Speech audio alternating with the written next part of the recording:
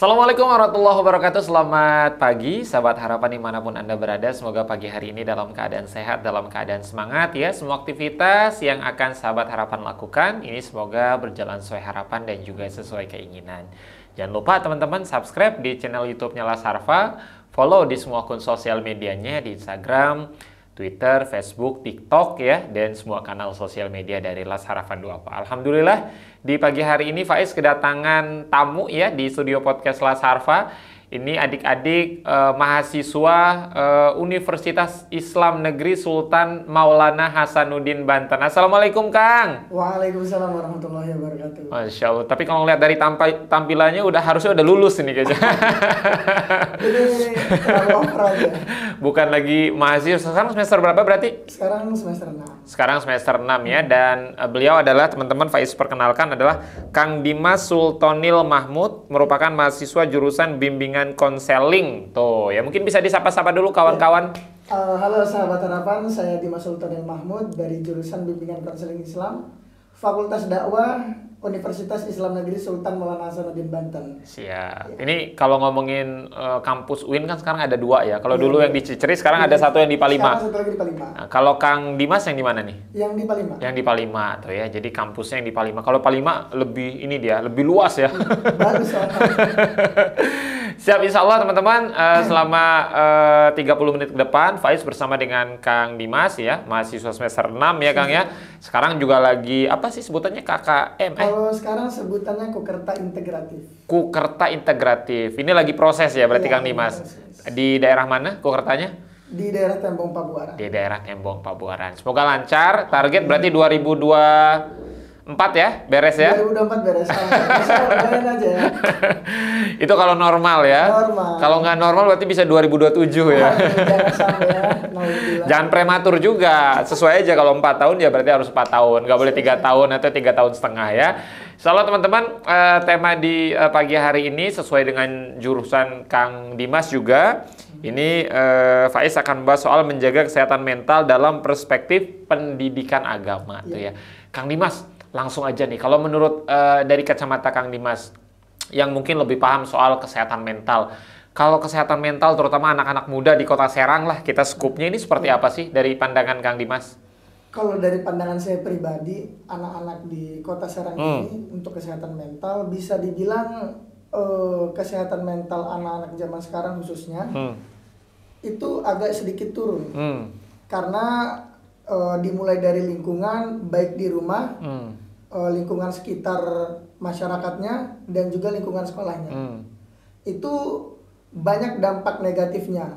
Alhamdulillah kalau misalkan emang dari mereka bisa mengambil hal positif yang ada di dalam lingkungan tersebut, mereka terselamatkan dari musibah mental. Tapi kalau misalkan memang mereka tidak bisa menyelamatkan diri mereka dari musibah mental itu, mereka akan mendapatkan gagal mental tersebut. Siap. Artinya tadi Kang Dimas juga bercerita ada beberapa penyebab kenapa langsung berpengaruh kepada kesehatan mental. Keluarga tadi, Keluarga, lingkungan, masyarakat, dan juga sekolah. Tapi yang paling peranannya cukup besar itu yang mana Kang Dimas? Kalau peranannya yang cukup besar itu ya di rumah. Di rumah, siap.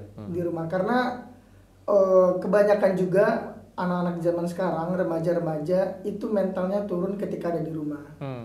Mulai dari ketidakpercayaan orang tua terhadap anaknya, orang tua membanding-bandingkan anaknya, dan juga cara orang tua mendidik anaknya, memarahi anaknya, itu bisa saja menurunkan mental anak. Karena peran orang tua kan sangat penting ya. Hampir 24 jam anak-anak kebanyakannya di rumah. Dari malam sampai ke malam lagi, kebanyakannya di rumah. Dan ketika orang tua bersosialisasi dengan anaknya, berkomunikasi dengan anaknya, mungkin waktu itu sang anak ya biasa-biasa aja, tapi di dalam hatinya mungkin mereka agak sedikit tergores atau tersakiti oleh kalimat orang tua yang sedikit kurang berkenan di hati mereka. Siap. Jadi memang salah satu faktor penyebabnya tadi Kang Dimas juga Faiz sempat underline, membanding-bandingkan anak dengan anak orang lain. Ini sangat tidak baik juga ya Kang Dimas ya? Ya, karena Ya mungkin semua orang kayaknya tidak suka untuk dibanding-bandingkan, meskipun untuk melakukan sebuah penilaian kan harus dari sebuah perbandingan juga, tapi mungkin kayaknya saya sendiri juga nggak suka ya kalau dibanding-bandingin sama tetangga gitu kan atau segala macam, karena apalagi cara orang tua menyampaikannya, kayak misalkan contohnya, coba sih kayak anak sebelah tuh gini, kamu mau masih kayak gini aja, itu kan salah satu kalimat yang merendahkan anaknya sendiri gitu. Mungkin di dalam hati sang anak merasakan atau di pikirannya berpikir, kalau orang tua saya nggak percaya sama saya, kalau orang tua saya ngerendahin saya mau dipercaya sama siapa?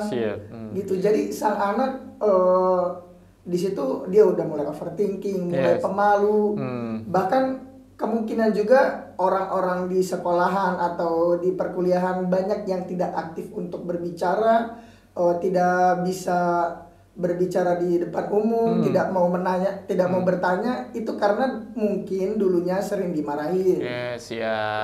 Sering dimarahin. Jadi pola pikir anak tuh udah berubah dari situ, dari kecil. Siap. Coba tuh Dimas, lihat anak tetangga bangunnya jam 12 siang, kamu pagi-pagi sudah bangun. Itu perbandingan yang mungkin bisa saja dibandingkan seperti itu, tapi ucapan kalimatnya itu, diksinya itu diperhalus, itu bisa saja. Siap. Artinya kan memang faktor keluarga menjadi salah satu faktor penentu juga Kang Dimas terhadap kesehatan mental anak itu sendiri. Kalau dari kacamata Kang Dimas, itu kan beberapa penyebab. Ada cara atau solusi agar memang kesehatan mental terutama pada anak-anak ini bisa lebih terjaga gitu, mentalnya tidak terganggu. Cara-cara apa biasanya? Biasanya pertama cara kita bersosialisasi, cara kita menyampaikan sesuatu dan cara kita mendengarkan.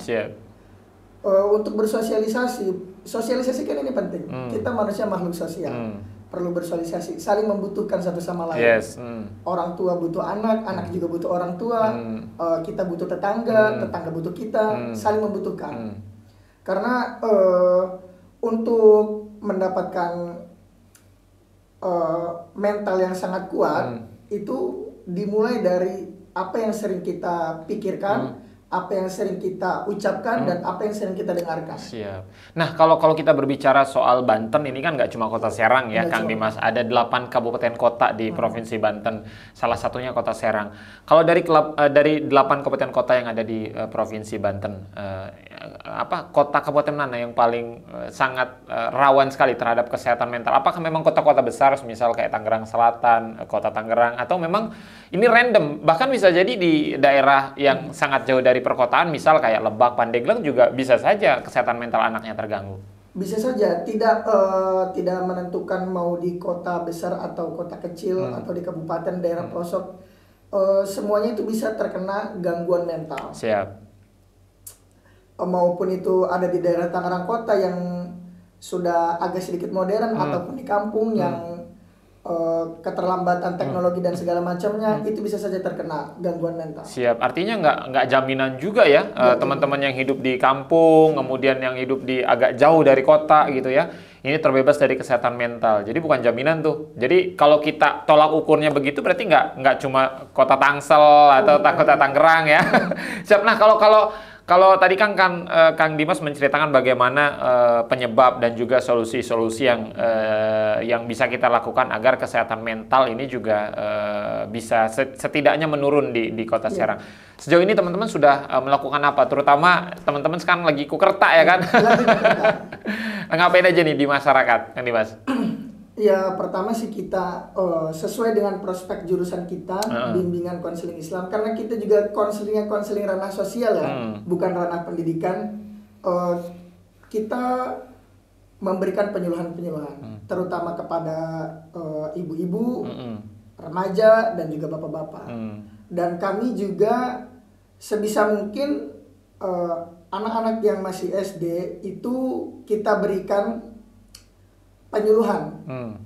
Penyuluhannya ya model macam-macam aja. Kita bermain sambil belajar, kita mendengarkan curhatan mereka, karena kayak waktu kemarin aja pas kita lagi bantu-bantu ngajarin anak-anak. Mereka sering cerita di sekolahnya ada yang kayak gini, ada yang kayak gini. Ya kita dengerin aja. Mungkin ketika di sekolah dia nggak tahu mau cerita sama siapa. Di rumah dia nggak tahu cerita mau siapa sama siapa. Bapaknya lagi kerja atau ibunya lagi masak, lagi sibuk segala macam. Dan kehadiran kita mungkin memberikan mereka tempat curahan hati untuk mencurahkan keluh kesahnya. Ya kita mendengarkan saja apa yang disampaikan oleh mereka. Kita dengerin aja curhatan anak-anak kecil biasa. Siap. Jadi sedang berlangsung teman-teman Kukerta berapa lama ini? 40 hari. 40 hari artinya 30 hari tambah 10 hari ya. Sebulan lebih 10 hari. Lebih 10 hari. Sekarang sudah berjalan berapa hari Kang Dimas? Sekarang sudah berjalan 16 hari. 16 hari. Artinya kalau Kukerta atau KKM lah ya teman-teman, Faiz lebih familiar dengan KKM. Itu ada program-program yang dijalankan. Sejauh ini program apa saja Kang Dimas? Kita melakukan penyuluhan ke anak-anak, terutama kita juga akan melakukan konseling, sesi konseling. Tapi untuk konseling ini kita tidak memungkinkan untuk melakukannya bersama anak-anak sebagai kliennya. Tapi kita melakukan konseling dengan klien orang tuanya. Orang tua sebagai klien dan kita sebagai konselornya, sebagai penyuluh. Siap. Jadi memang terus dilakukan agar bagaimana nanti ketika teman-teman lulus juga ilmunya dapat bermanfaat untuk warga sekitar ya. Artinya ada berapa anggotanya? Ada 9. Ada 9, ingat semua nama-namanya? Kang Dimas, coba sebutin satu-satu. Pertama ada Sofia, Nadia, Dina, Rista, Diani, terus ada Rishantika, ada Safina, dan juga ada satu lagi Ida Octavia. Bentar, ada 9 anggota. Tadi ke-8 yang disebutkan perempuan semua? Iya. Saya satu-satu laki-laki di kelompok itu. Tapi aman ya? Aman. Tidak merasa minoritas di kelompok tersebut. Tidak merasa dizolimi. Kok bisa ya satu kelompok 9 orang gitu ya?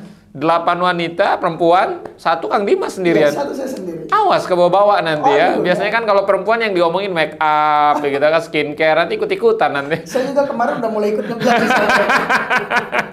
Udah ikutan nyeblak, itu nyeblak baru tahap awal itu Kang Dimas. Baru tahap awal. Nanti berikutnya biasanya update tuh skincare apa yang lagi rame. Agak sedikit ditahan aja ya. Iya. Nah, artinya kan kalau satu kelompok ini Faiz ngebaca, berarti lebih banyak dominan perempuan untuk di jurusan ini. Di jurusan bimbingan konseling Islam ini lebih banyaknya perempuan. Bahkan ya bukan cuma saya doang sih yang 1 orang laki-laki. Ada juga teman saya, dia 12 kelompok, 11 cewek, 12 orang gitu. 12 orang. 12 orang, 11 orang cewek, 1 orang cowok. Itu lebih bahaya lagi tuh. Jadi dia punya 11 istri. Saya alhamdulillah cuma 9 doang. Siap Kang Dimas, artinya kan akan menyusun banyak program, di mana program ini tentunya ke depan akan bermanfaat kepada masyarakat, kepada lingkungan sekitar. Nah, kalau dari kacamata Kang Dimas gitu kan, insya Allah nanti tahun depan lulus, apakah memang akan fokus di bidang ini atau Kang Dimas sebenarnya masuk ke jurusan ini kayak kecemplung gitu awalnya? Kalau saya juga pengennya nanti setelah lulus ingin sesuai dengan profil jurusan saya. Profil jurusan saya itu menyampaikan kalau kita untuk sesudah lulus nanti kita bisa jadi praktisi konselor, praktisi training Islam, praktisi HRD, juga praktisi asisten pengembangan dan keilmuan BK, juga praktisi bimbingan konseling pendidikan. Siap. Kalau dari penglihatan Kang Dimas, sejauh ini masih sedikit kah untuk profesi ini bimbingan konseling ini di Indonesia? Ini sih yang tadi saya sebutkan itu dari penelitian dan pengembangan keilmuan BKI di kampus Universitas Islam Negeri Sultan Mauna Nasruddin Banten. Tapi di luar itu kita juga bisa kerja di BNN sebagai penyuluh di lapas, di rutan, di rumah sakit juga bisa. Terus juga kita juga bisa jadi penyuluh di KUA.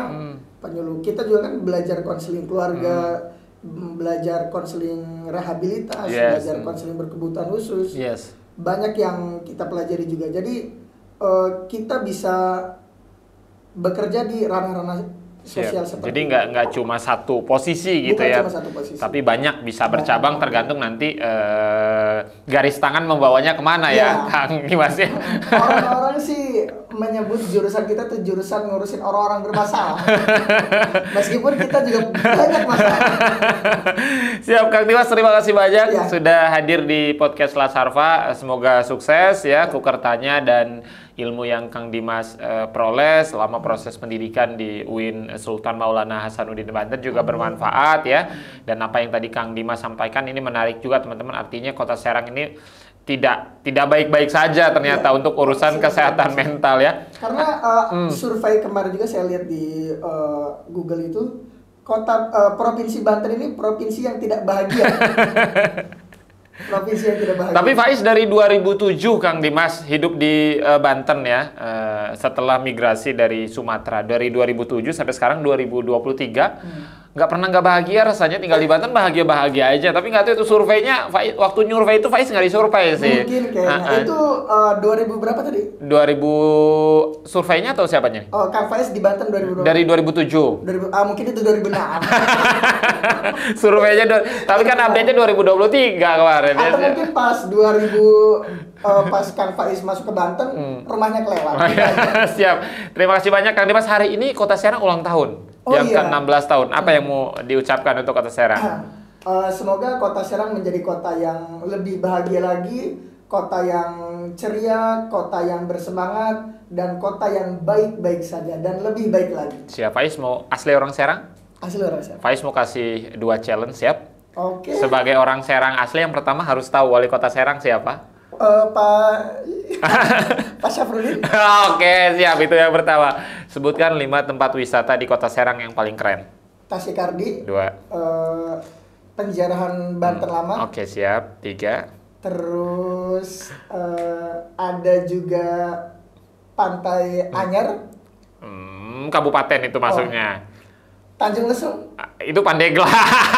Pantai Gope mungkin tuh. Pantai Gope boleh. Oke, boleh. 2 lagi. 2 lagi. Ayo. Banyak. Taman hutan di. Boleh. Taman hutan kota di Sewor ya. 1 lagi itu. Nilainya 80. Ya. Terima kasih Kang Dimas. Terakhir mungkin apa yang ingin disampaikan untuk teman-teman, kemudian juga untuk keluarga besar kampus UIN Sultan Maulana Hasanuddin Banten. Ya, untuk teman-teman semua yang ada di luar sana, tetap berpikir positif, jalani hari dengan ceria, awali pagi hari dengan kata-kata positif.